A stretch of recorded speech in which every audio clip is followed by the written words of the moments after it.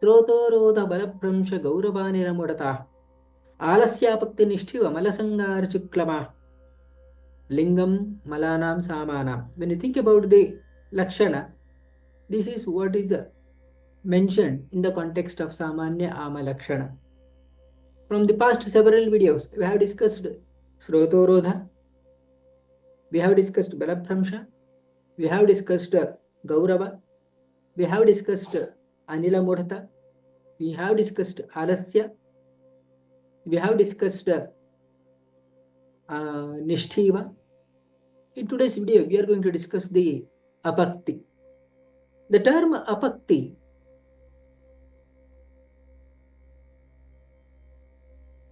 refers to Avipaka.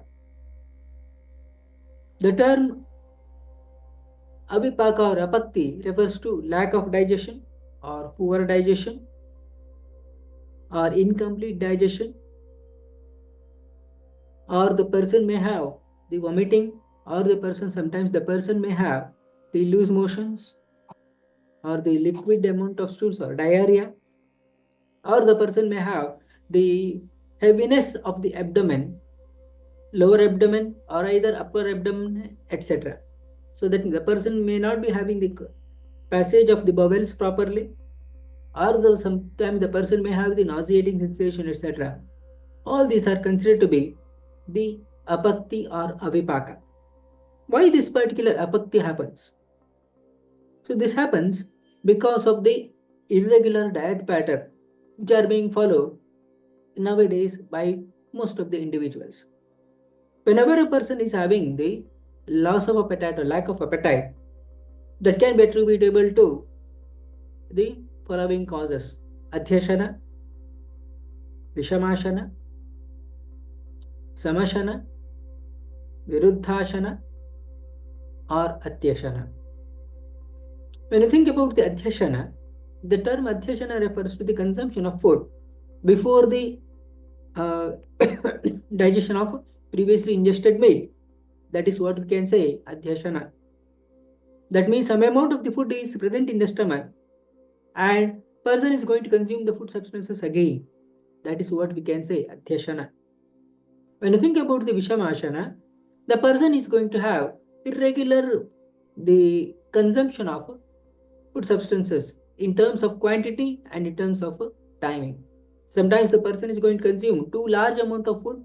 Sometimes the person is going to consume very little amount of food. In terms of timing, the person is going to consume too early, 1 or 2 hours early before the normal consumption, or the person may take to 1 or 2 hours much later after the appearance of appetite. This is what we can say vishamashana. The term samashana refers to the consumption of wholesome and unwholesome diet together, such as the consumption of the dadhi with salt. That is what we can say the samashana itself. Or the person will be having the viruddhashana, wherein the person is going to consume incompatible food substances. For example, milk and fish together, or otherwise the consumption of honey and ghee together, viruddhashana. Wherein the atyashana, where the person is going to consume the food substances large amount of that at a particular time period. All these actually leading to the poor digestive function. So that means because of the adhyashana, etc., the person will be having the poor hydrochloric acid function. When you say about the normal hydrochloric acid function, the pH will be 1.8 to 3.5. Whereas in case of the person who is going to do the adhyashana, this may lead to the pH of more than 5. In that particular situation, the hydrochloric acid cannot function in the optimum level. When this is happening, this will be leading to the inactivation or hampered activation of pepsinogen into pepsin. This is considered to be one of the essential factors for the conversion of macromolecules into intermediate or macromolecules. When that is not happening, that means the macromolecules may remain as macromolecules, maybe in the stomach, or maybe in the small intestine, or maybe in the large intestine. This is what we can say the Avipaka itself. And further, when this macromolecules are staying for longer amount of time in the alimentary canal, this may lead to the proliferation of bacteria, or what we can say the pathogenic bacteria, either in the stomach or in the small intestine or in the large intestine. This will be leading to the passage or transport of macromolecules or intermediate molecules into the intravascular compartment. There it may enter into interstitial compartment. At last they may enter into the intracellular compartment.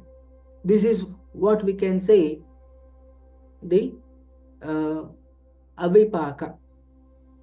That means Avipaka, it is a state that may be initially observed in the alimentary canal.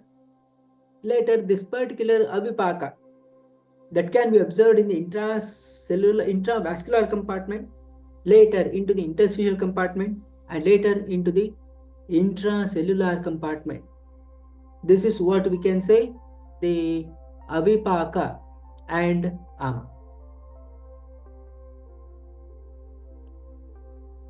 Dear ANA community, what are the major key takeaways from today's discussion? Mention in the comment box below.